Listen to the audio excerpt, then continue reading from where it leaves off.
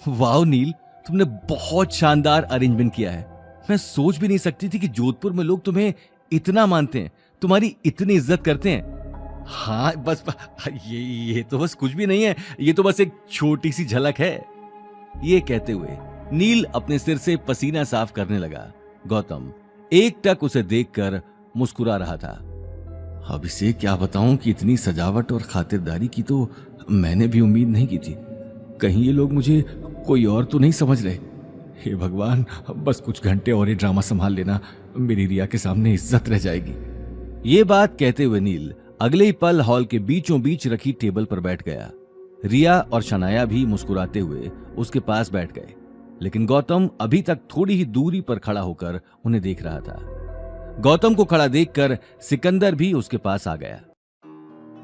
इतनी खातिरदारी देखकर नील कुछ समझ नहीं पा रहा था, लेकिन साथ ही वो रिया के सामने अपनी इज्जत भी बनाए रखना चाहता था। सभी लोग कुछ ही देर में बैंक्वेट हॉल के बीचों बीच रखी शानदार टेबल पर जाकर बैठ गए। उनके बैठते ही होटल के वेटर उनके आसपास लाइन लगाकर खड़े हो गए। देखते ही देखते वेटर्स ने तरह तरह के लजीज डिशेस लगाना शुरू कर दिया। कुछ ही देर में टेबल तरह तरह के खाने से लबालब भर चुकी थी। ये देखकर रिया अपनी आंखों पर यकीन नहीं कर पा रही थी। मान गए नील तुम्हें, मैं सोच भी नहीं सकती थी कि जोधपुर में मेरा इतना शानदार वेलकम होगा। हाँ, अब तुम हमारी गेस्ट हो तो मैं किसी तरह की कमी नहीं रखना चाहता था। ये बात सुनते ही गौतम तिरछी नजरों से सिकंदर को देखने लगा।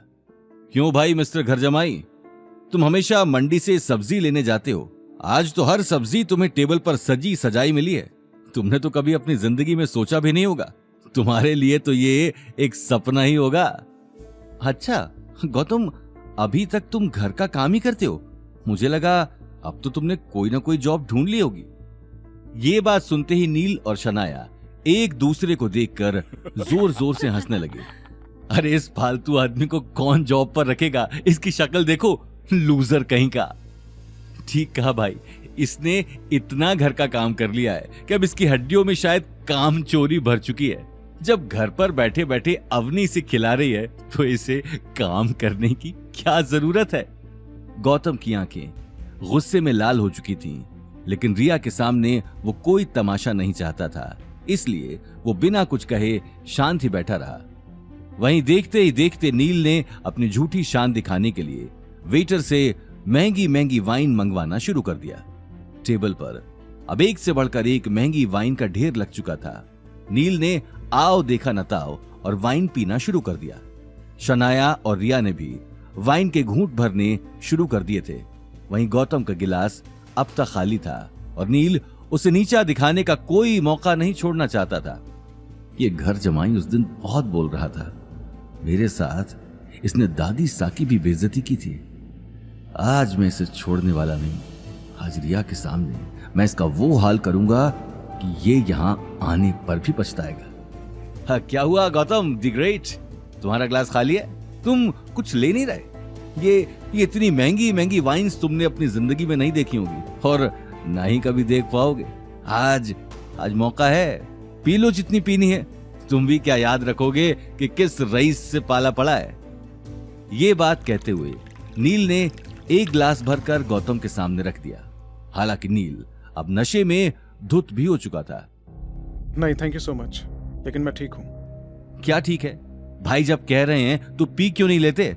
वैसे भी आज तक हमारे परिवार के काम नहीं आए, और जब इतनी महंगी वाइन मिल रही है तो साहबजादे नखरे दिखा रहे हैं। ये बात सुनते ही रिया वाइन का घूंट भरकर गौतम को देखने लगी। अच्छा नील, तुम्हारी तो इतनी पहचान है, इतने बड़े बड़े लोग तुम्हें जानते हैं, तुम गौतम की कहीं जॉब क्यों नहीं लगवा देते?